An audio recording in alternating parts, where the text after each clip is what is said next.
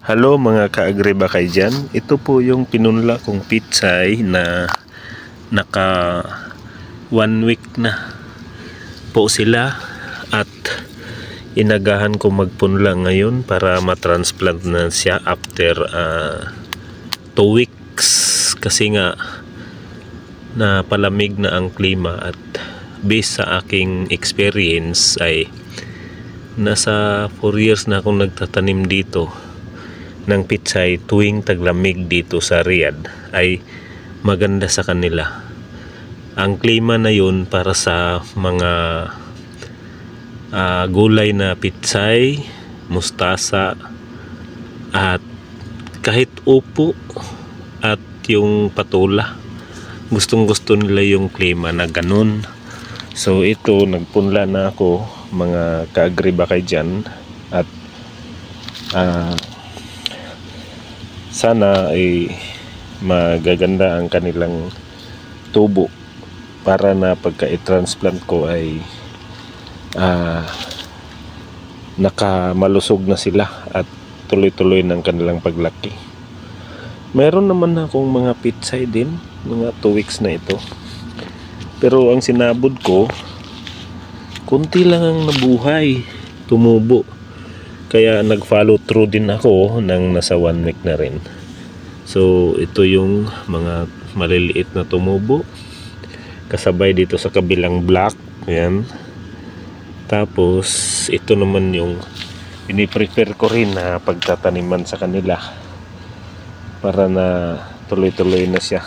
Kung sakali at meron na ako nakaprepare na paglilipatan.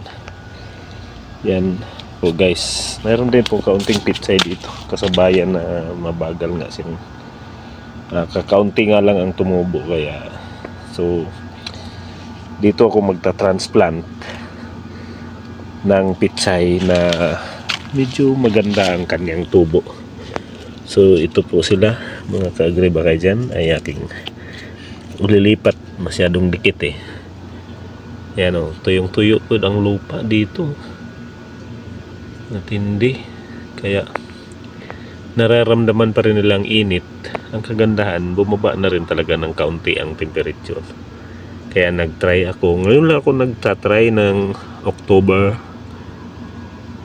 September pa lang nagpunla na ako at ngayon October tumubo na sila. Ngayon lang ako nakatry nito kasi kalimitan December na ako magtatanim ng pitsay, pero ngayon inagapan ko since na tumubo na rin yung aking mga malunggay. So sila yung pinakalilim para sa kanya at kailangan naman ng init nito pagdating sa taglamig na talaga.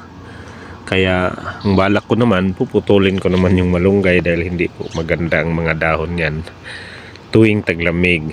Kaya para maarawan yung aking mga halamang pitsay, putulin ko rin siya, pero hindi ko siya papatayin kasi tutubo naman yan pagkatag-init din.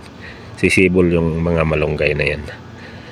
Yun ang aking preparation sa aking pitsay at itanim dito.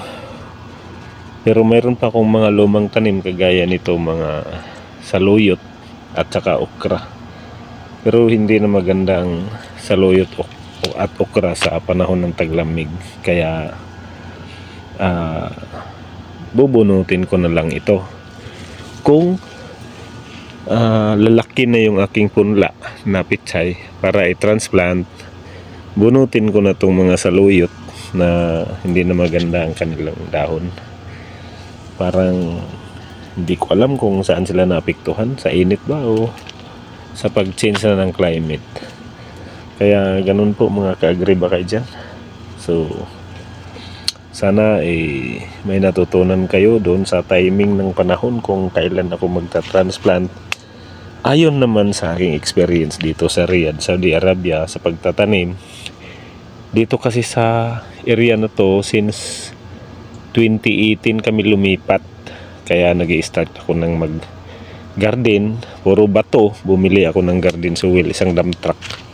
Ngayon yung mga paulit-ulit na tinataniman, lalagyan ng mga patabang lupa kagaya ng mga peat moss at saka mga potting soil.